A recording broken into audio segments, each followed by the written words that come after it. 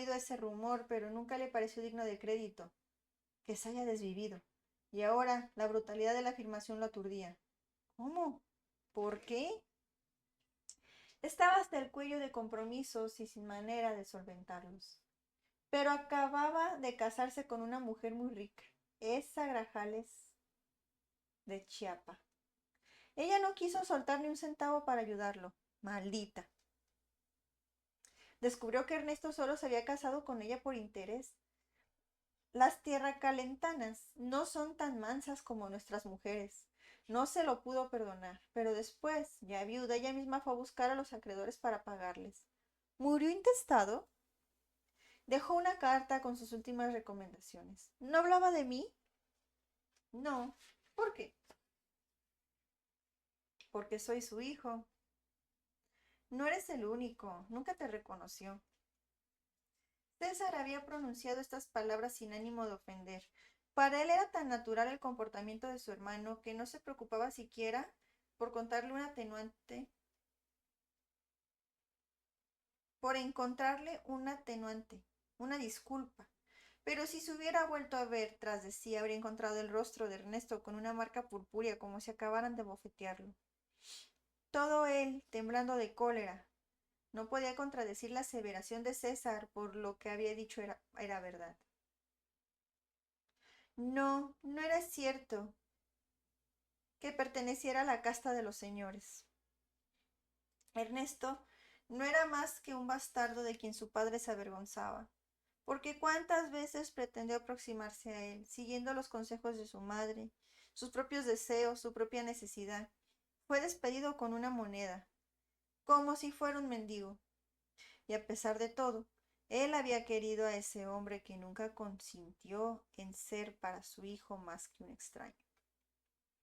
Ernesto se sublevaba contra esa debilidad de su corazón, con la que probaba el cinismo de su padre. La indiferencia, la facilidad con que, bastaba un movimiento de hombros, se despojaba de las responsabilidades. Le alegró saber la noticia del matrimonio de su padre y el que la novia fuera una mujer de tal apellido y de tal riqueza. No podría perdonarle nunca esa advenediza, una chiapaneca, una tierra calentana, que lo hubiera dejado morir. La vida de su padre valía mucho más que los celos, el despecho de ninguna mujer. Él, su hijo, el abyecto, hubiera deseado estar cerca y ayudarlo. Él, que tenía más motivos de rencor que ninguno. Pero ya nada podía remediarse. Y ahora, Ernesto seguía arrimándose a una sombra del difunto, al hermano, que tenía el mismo acento de autoridad cuando hablaba, que hacía ademanes semejantes, que se mantenía a la misma distancia desdeñosa que el otro. Habían llegado hasta un corral pequeño. Pasaron sus cabalgaduras bajo un árbol. Desde allí se escuchaba cada vez más próximo el grito de los vaqueros arriando el ganado. Tou, tou, tou, el ladrido de los perros pastores, más insistente cuando querían atajar al novillo, que, agachando la cabeza, pretendía separarse de los demás y correr libremente, atropellándose, mugiendo, ciegas de la polvareda que levantaba su carrera. Las reses entraron en el corral. Este trozo es de ganado fino, cruza de cebú. Dan carne buena y los bueyes resultan muy resistentes para el trabajo.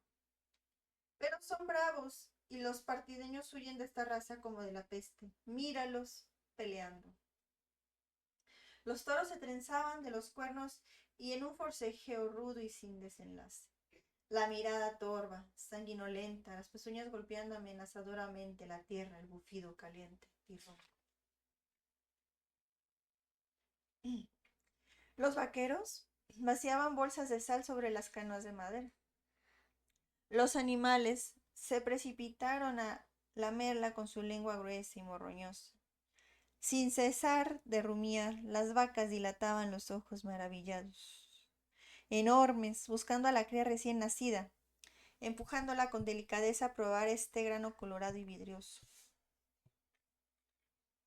César gritó a uno de los vaqueros: ¡Ey, vos! Mira aquel becerrito, el negro con la estrella en la frente, como que tiene gusanera. Guiado por la señal de César, el vaquero localizó al animal. Cogió su soga y después de escupirse las manos empezó a ondearla en el aire.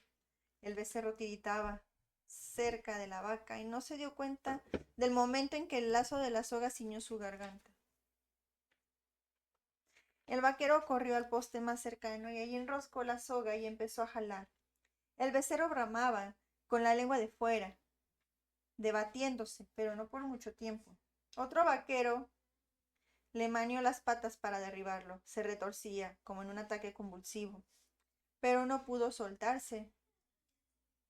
La vaca lo miraba mugiendo tristemente, hasta que las carreras de los otros animales le empujaron apartándola de allí. Una de las ancas del becerro derribado estaba herida, y en la llaga pululaban los gusanos. El vaquero vertió sobre ella un chorro de criolina y la frotó mezclándola al estiércol.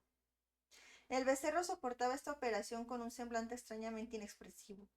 Solo el estertor retorcido en su garganta delataba su sufrimiento. Ernesto no pudo resistir más y volvió la cara a otro lado para no verlo. Su movimiento no escapó a la observación de César, que dijo: Eres tan mal ranchero como tu padre. Vámonos, porque cuando empiece la capazón de los toros te vas a desmayar. En la frente de Ernesto brotaba un sudor frío. Sus mejillas estaban sin color. Entre los dientes trabados alcanzó a musitar esta frase: No es nada. Falta costumbre.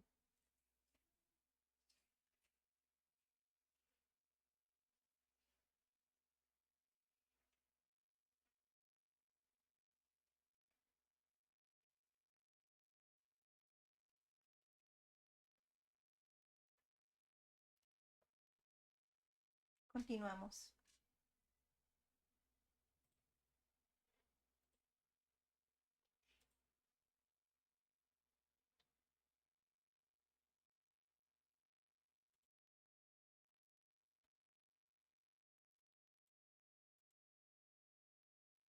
Nada más.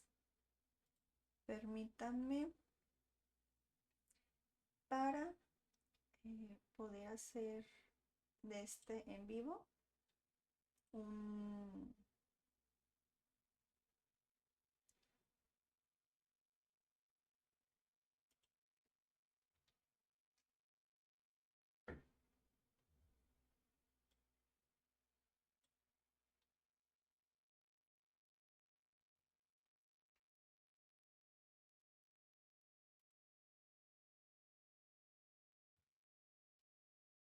una pequeña edición del en vivo para poderla subir pues también a mi página, que es Inspiración entre Letras. De hecho, probablemente también le imponga el mismo nombre al YouTube para que se la puedan encontrar igual.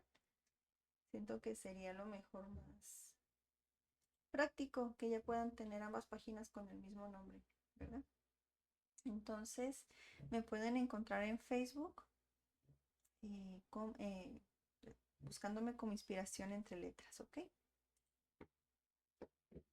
Y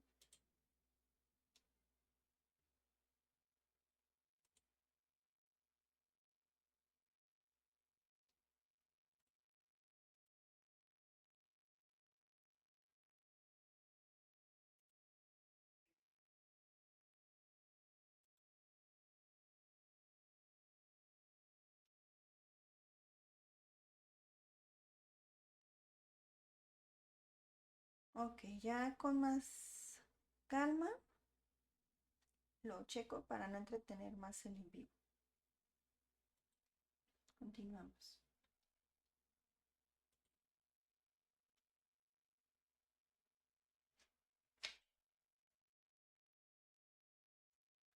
Pero no insistió en que permanecieran allí, y cuando el caballo de César echó a andar, el suyo lo siguió dócilmente.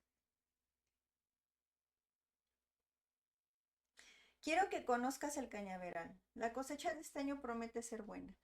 Las cañas se alzaban en un haz apretado y verde, rasgando el aire con el filo de sus hojas. Aquel es el tapiche. Bajo un cobertizo de teja estaba la máquina, del modelo más antiguo, de las que todavía se mueven por tracción animal. En caso de necesidad puede engancharse un indio. Naturalmente que César había oído hablar de aparatos más modernos, más rápidos. Los había visto en sus viajes, pero como esta aún daba buen rendimiento, César no veía ningún motivo para cambiarlo. Es hora de volver a la casa grande. Estarán esperándonos para tomar el pozol. La mano que regía la rienda hizo un viraje brusco. Los caballos, presintiendo su querencia, trotaban alegremente. Ernesto iba pensativo. César le preguntó: ¿qué te parece Chactajal? Ernesto no podía responder aún. Su paladar estaba todavía reseco de asco por lo que había presenciado en los corrales. No había cesado de atormentar su nariz. El polvo le escocía en los párpados y